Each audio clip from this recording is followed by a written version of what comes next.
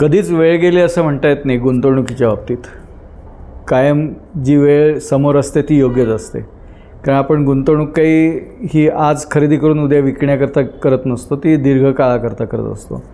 आणि दीर्घकालीन विचार केला तरच गुंतवणुकीमध्ये परतावा मिळतो. कारण की सोनंही एका काळी $1920 गेलं होतं 2011-12 साली. ते $1920 जात असताना ते $600 वाढायला सुरुवात झाली होती. म्हणजे तिथून ते तिप्पट झालं होतं. तेव्हा सुद्धा लोकांना संधी गेली असं वाटत होतं.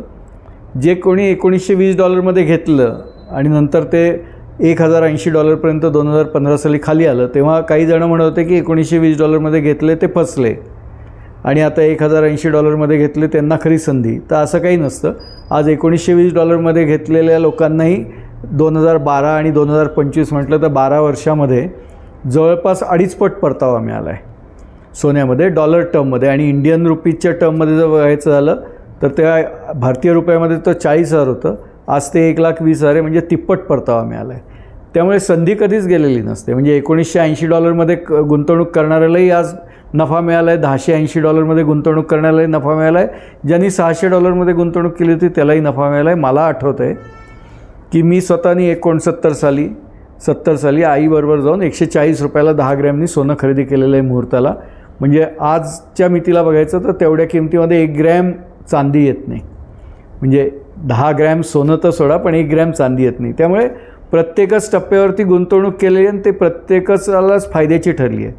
कुणाला काही पटीत, कुणाला काही पटीत. पण ज्यांना अनेक पटीत ठरली आहे त्यांनी अनेक वर्ष थांबलेत सुद्धा. ज्यांना काहीच पटीत मिळाले ते काहीच वर्ष थांबलेत.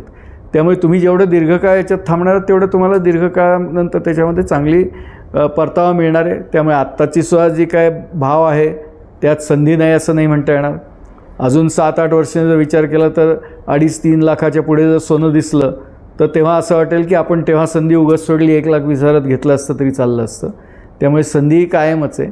आणि सोनं आणि चांदी हे वाढतच राहणार आहे. कारण की त्यांचं जे रिलेशन आहे ते मेनली करन्सीशी आहे.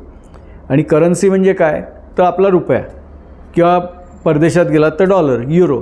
आता त्या रुपयाची, डॉलरची किंवा युरोची जेवढी बाईंग पॉवर कमी होते, म्हणजेच इन्फ्लेशन वाढतं बाजारात, तेवढ्याच प्रमाणामध्ये आपल्याला जे मिळणारं सोन्याचं किंवा चांदीचा परतावा असतो तो वाढतो.